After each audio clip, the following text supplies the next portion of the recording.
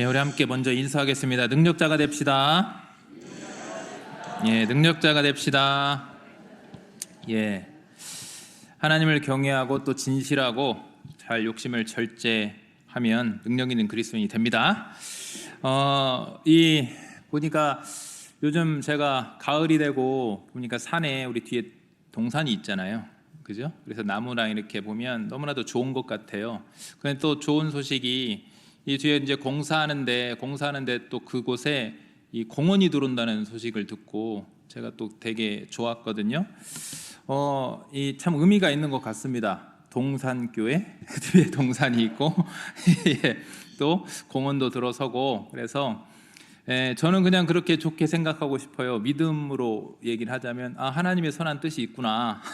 예, 요즘에는 녹지 조성도 되고 그래야 되잖아요.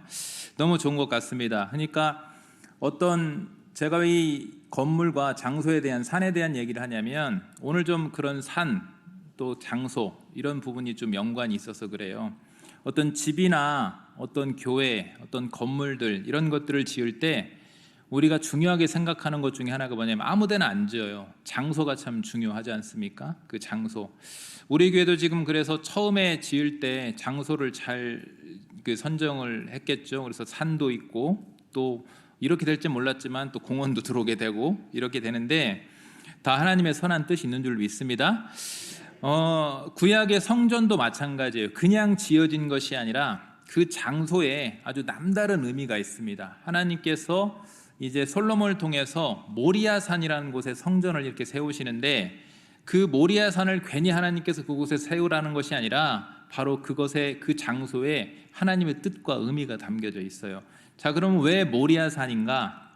자, 모리아산은 먼저 어떤 의미가 있냐면 여러분 잘 아실 거예요. 아브라함이 이삭을 번제물로 바쳤던 곳입니다. 그곳에서 그래서 이제 하나님의 주권 그리고 하나님의 은혜가 있었던 그 장소가 바로 모리아산이거든요. 그리고 또 어떤 일도 있었냐면 다윗이 하나님 허락하지 않고 자기 멋대로 백성들을 계수해요. 백성 인구조사를 해요. 그래서 그 죄에 대해서 그런데 하나님께 용서를 받았던 오르난의 타작마당이 있었던 곳입니다. 역시 하나님의 주권. 왜 너 마음대로 인구조사했니? 이렇게 되는 거잖아요. 하나님의 주권과 또 용서해 주시는 하나님의 그 은혜, 그러한 역사가 있었던 곳이 또 모리아산입니다. 그래서 하나님은 이 모리아산의 성전을 통해서 지금 아브라함과 다윗에게 그렇게 보이셨던 하나님의 주권과 또 하나님의 그 은혜와 사랑을 동일하게 이스라엘 백성과도 그들과도 함께 하시면서 그렇게 주권과 은혜를 보이기를 원하셨다라는 거예요. 그래서 모리아산이 되는 겁니다. 그래서 사실은 모리아라는 이 뜻에도 그런 비슷한 의미가 담겨 있어요. 어떤 뜻을 갖고 있냐면 자신을 보여주심이라는 뜻을 갖고 있습니다. 하나님을 보여주심. 그러니까 하나님은 성전에서 당신의 백성의 주권을 가지고 그들과 함께 하시면서 그 능력과 은혜를 베푸심으로써 하나님 자신을 보여주신다라는 겁니다. 눈에 그냥 하나님 딱 보이는 게 아니라 하나님께서 그들과 함께 하시면서 하나님의 능력과 하나님의 주권과 능력과 은혜를 통해서 하나님의 살아계심을 보이신다라는 거죠. 자, 이런 의미를 가지고 있는 모리아산에 이제 성전이 딱 드디어 완공이 됐는데 완공이 됐을 때 그 마지막 대미를 장식한 두 개의 기둥이 있어요. 그 두 개의 기둥이 바로 야긴과 오늘 말씀에 나오는 야긴과 보아스라는 두 기둥인데 한번 그림을 보면 좀 이해가 쉬워서 한번 준비해봤거든요. 그림이 보여줄 수 있나요? 예, 아니어도 상관없습니다. 예.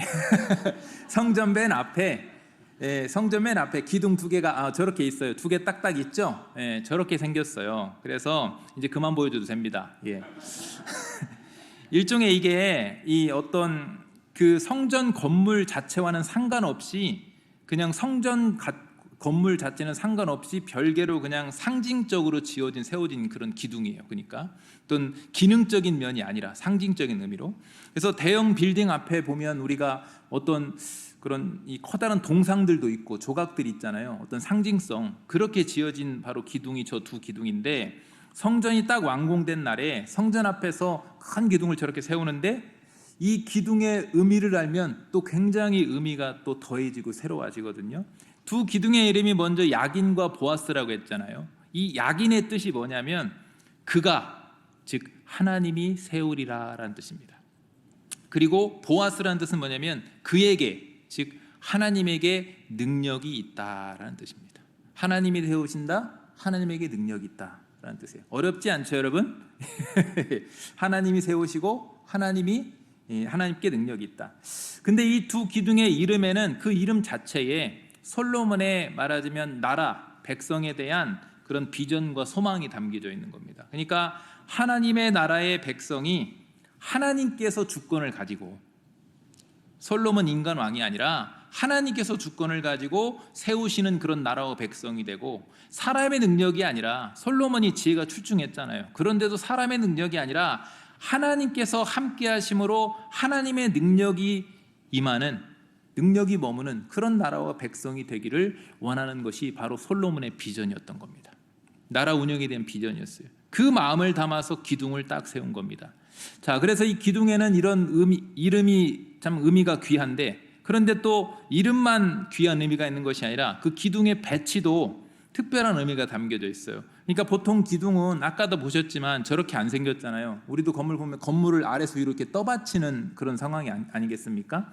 그런데 이 야긴과 보아스의 기둥은 떠받치는 기둥이 아니라 성문 맨 앞에서 이끌어주는 개념의 기둥이 되는 겁니다. 이끌어가는. 그러니까 이끌어가는. 그렇다면 지금 누가 이끌어야겠다는 거예요?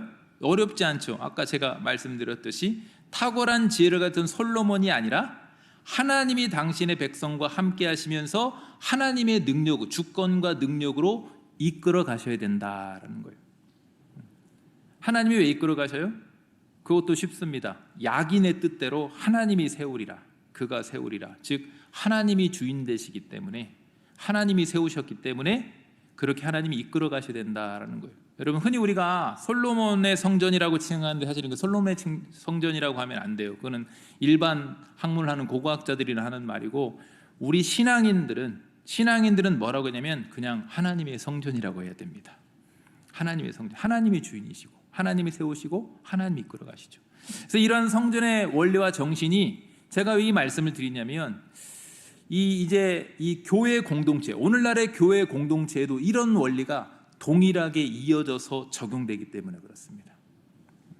하나님은 교회를 통해서, 구약의 당시에는 성전을 통해서 백성들 가운데 거하신다 했잖아요. 지금은 하나님은 교회를 통해서 백성들과 함께하는 줄 믿습니다. 함께 하세요. 함께 우리 가운데 거하십니다. 그렇다면 교회도 역시 누가 세우시고 누가 이끌어가게 되는 겁니까, 여러분? 동일해요. 예수님이 세우시고, 예수님이 하나님이시니까 하나님이시니까 예수님이 세우시고 예수님의 능력으로 이끌림 받는 것이 바로 교회가 되어야 된다라는 거예요. 그래서 이런 원리에 따라서 조심해야 되는 게 있어요. 솔로몬도 조심했죠. 자기가 주인 되지 않으려고. 그래서 사도행전 20장 28절에도 이런 부분에 대해서 교회의 사람이 어떻게 조심해야 되는가를 말씀해 주는데, 20장 28절에 보세요. 여러분은 자기를 위하여 또는 온 양떼를 위하여 삼가라 했어요. 양떼를 위해서, 나 자신을 위해서, 지도자에게 하는 말이에요. 지금으로 하면 우리 목회자에게 하는 말인데, 또 교회 지도자들이 하는 말인데, 온 나 자신을 위해서, 그 다음에 온 양떼를 위해서 삼가라는, 조심하라는 말입니다. 조심하라. 무엇을 조심하라는 겁니까, 여러분? 무엇을 조심하라? 사람이 내가 주인 되지 않도록 조심하라는 겁니다. 조심하라. 왜요? 왜 조심해야 되느냐? 성령이 그들 가운데서, 바로 하나님의 임재를 말하는 거예요. 성령이 우리 가운데서 하나님이 거하시어야 되기 때문에, 함께 하셔야 되기 때문에 여러분을, 그런데 어떤 방법으로 함께 하시는지 보십시오. 뒤에 보면 여러분을 감독자로 삼고 하나님이 자기 피로 사신 교회를 보살피게 했다 그랬어요. 그러니까 성령께서 지금도, 하나님께서 지금도 우리 가운데, 백성 가운데 임재하시고 세우시고 이끌어 가시고 역사하시는데, 그 능력과 은혜를 베풀어 주심으로 하나님의 살아계심을 보여주시는데, 방법이 어떻게 하시느냐? 교회마다 감독자, 그 지도자를 세우시고 지도자를 통해서 하나님이 역사하신다라는 겁니다. 말하자면 우리가 위임 받았다 그랬죠. 위임한다라는 거죠. 그래서 여러분, 교회는 하나님께서 사람에게 위임하셔서 역사하시지, 교회는 사람이 주인 될 수는 없는 거예요. 그래서 우리가 또 잘못하는 말이 있는데, 설립자라는 말도 함부로 하면 안 돼요. 사실은 그렇습니다. 교회는 사람이 어떤 특별한 누가 설립하는 거 아닙니다. 교회는 설립자도 예수님이시고 주인도 이끄시는 분도 예수님인 줄로 믿습니다. 그래야 예수님이 왕이 되셔서 백성들과 함께 거할 수가 있는 거예요. 또한 교회라고 하면 그냥 예수님 자체라고 보시면 돼요. 왜 그러느냐? 교회는 예수님이 기초가 되시고 예수님이 전부고 예수님이 그냥 주인 되세요.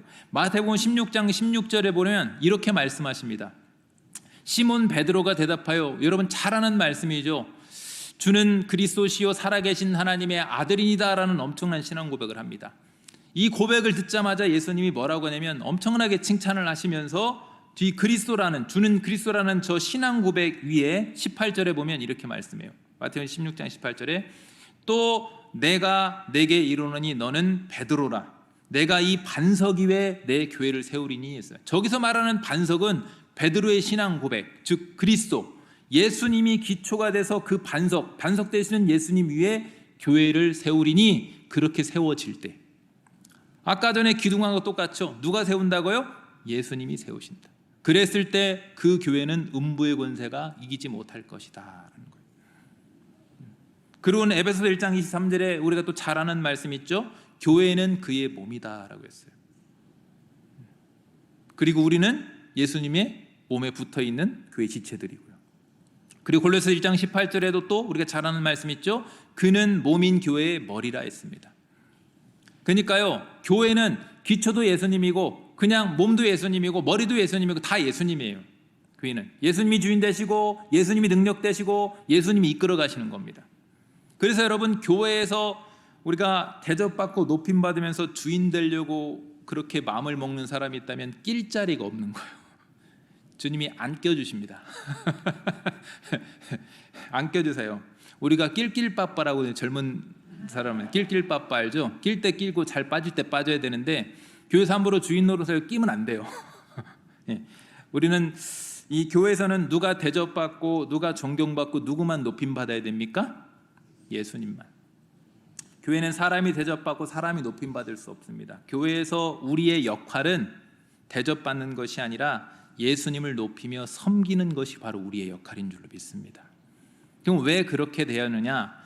에베소 1장 22절에 보면 이렇게 말씀해요. 1장 21절에 또 만물을 그 발 아래 복종하게 하시고 라고 했는데, 바로 교회를 통해서 우리 예수님이 만물을 예수님 발 앞에 복종하게 하신대요. 그러니까 여러분, 교회의 역할은 만물을 복종하게 하는 거예요. 말하자면 교회의 구성원인 우리는 교회를 통해서 주님께 복종하는 겁니다. 그러니까 교회는 사람이 대접받는 것이 아니라 왕이신 예수님께 복종하도록 만드는 것이 바로 교회인 거예요. 그래서 우리가 주님께, 교회를 통해서 주님께 복종할 때 예수님이 우리의 왕이 돼 주셔서 우리 가운데 임재하고 함께 할 수가 있는 겁니다.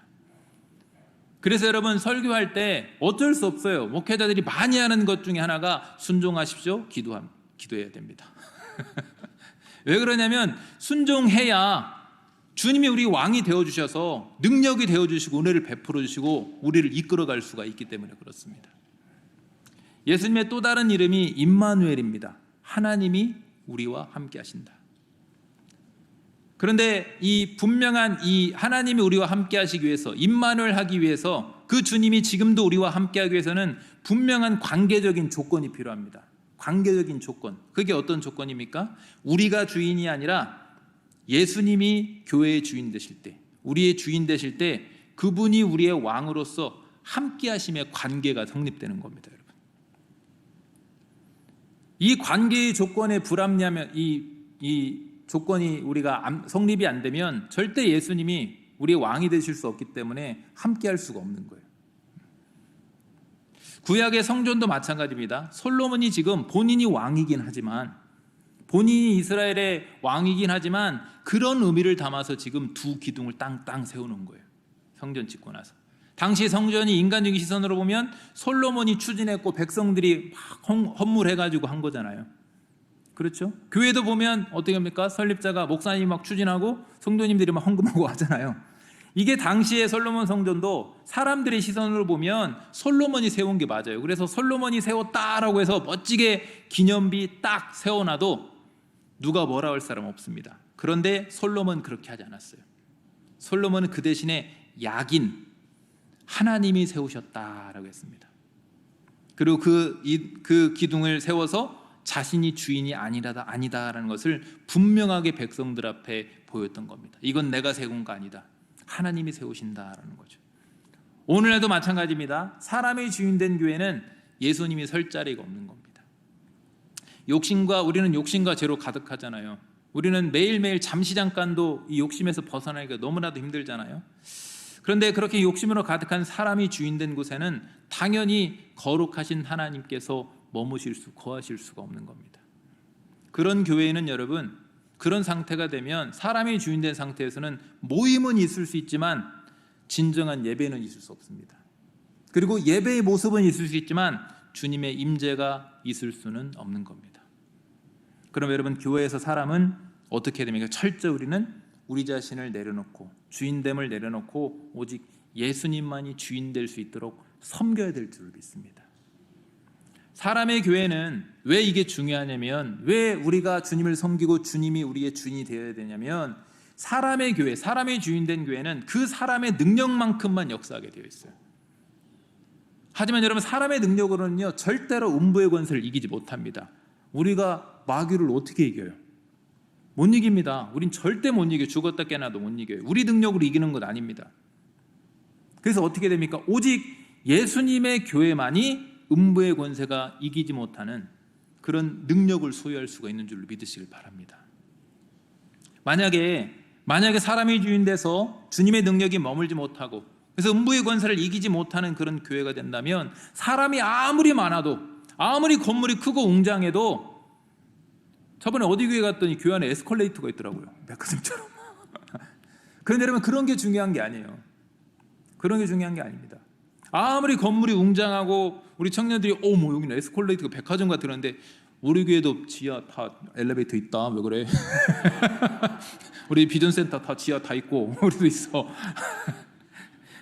사람이 많고 건물이 웅장해도 여러분, 주님이 주인이 안 되어 있다면, 예수님이 주인이 아니라면 그 실상은 그거는 교회라고 할 수가 없는 겁니다. 그래서 솔로몬도 지금 성전 앞에 기둥을 딱 세우고 뭐라고 합니까? 보아스다라고 이름을 지었어요. 다른 한편에 보아스가 무슨 뜻이에요? 그에게 능력이 있다. 솔로몬 자신 얼마나 뛰어난 왕이었습니까? 주변국들에서 솔로몬 한번 만나려고요 얼마나 줄을 섰는지 몰라요. 수많은 보물을 챙기고 와가지고 솔로몬 한번 만나려고. 그런 위대한 왕이었는데도 솔로몬 뭐라고 합니까? 자신에게가 아니라 그에게, 하나님께 능력이 있다라고 그런 의미로 성전을 딱 앞에 기둥을 세웠습니다. 그러면 우리 교회도 마찬가지죠. 우리 교회도 예수님이 주인 되주셔서 주님의 능력으로 역사하는 야긴과 보아스와의 교회가 되될 줄로 믿습니다. 사람의 능력은 사실 참 대단합니다. 스마트폰도 좀 얼마나 빠르게 발전하는지 몰라요. 이제 다른 달나라도 가고 이제 곧 화성도 가고 막 그런다고 하는데, 그 능력과 지혜가 정말로 출중하죠.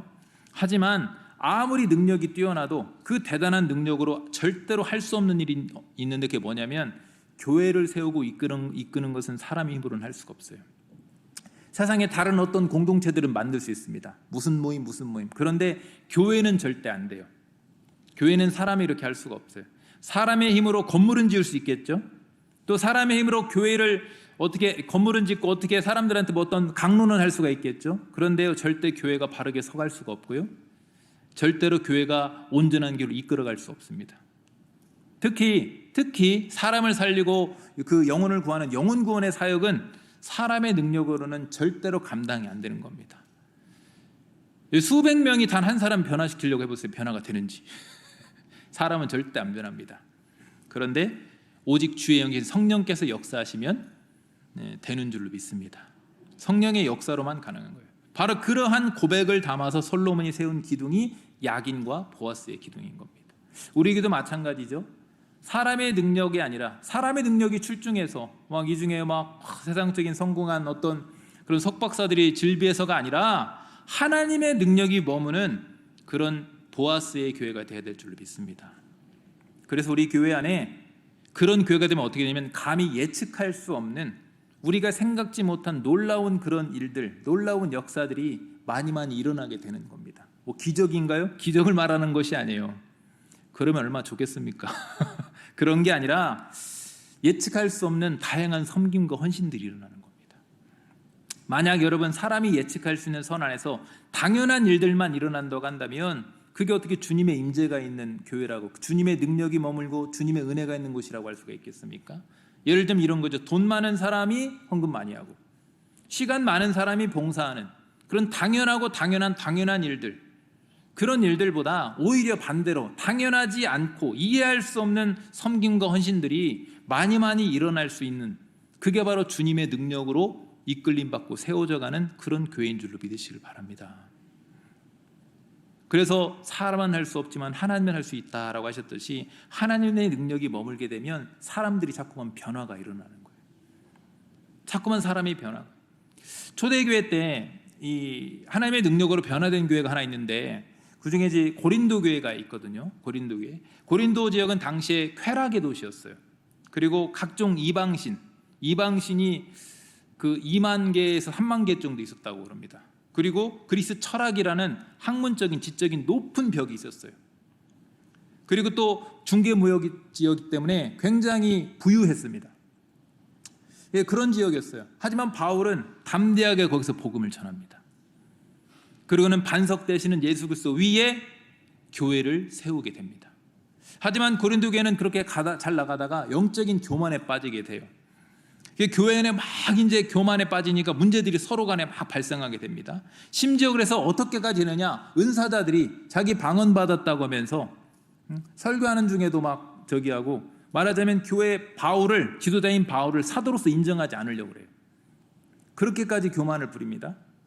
하지만 바울은 그런 상황에서도 어떻게 하냐, 포기하지 않습니다. 포기하지 않고, 왜 포기하지 않느냐, 왜냐하면 교회는 자신의 능력이 아니라 하나님의 능력으로 역사하시기 때문에 그때 바울은 어떻게 했냐, 하나님의 능력을 의지했습니다. 정말 지도자로서 처참한 상황인데도 하나님의 능력을 의지했어요. 그래서 고린도서 10장 4절에 이렇게 말씀합니다. 우리의 싸우는 무기는 육신에 속한 것이 아니요 오직 어떠한 견고한 진도 무너뜨리는 이라 했어요. 어떤 견고한 진도 무너뜨리는 무엇이라고요? 뒤에 따라해 볼까요? 하나님의 능력이라. 하나님의 능력이라. 모든 이론을 무너뜨리며, 당시 철학이, 그리스 철학이 얼마나 대단했습니까? 그런 것들을 다 무너뜨리고, 그 다음에 5절이요 10장 5절에 보면 하나님을 아는 것을 대적하여 높아진 그 교만까지도, 사람의 교만은 너무나도 견고합니다. 사실은 그 교만까지도 다 무너뜨리고 모든 생각을 사로잡아 그리스도께 어떻게 한다고 했습니까? 복종하게. 아까 교회에서 우리는 어떻게 해야 된다고 예수님께 복종해야 된다. 근데 복종케 하는 것이 사람의 능력으로 가능한 겁니까? 지금 하나님의 능력으로 가능한 겁니까? 하나님의 능력으로.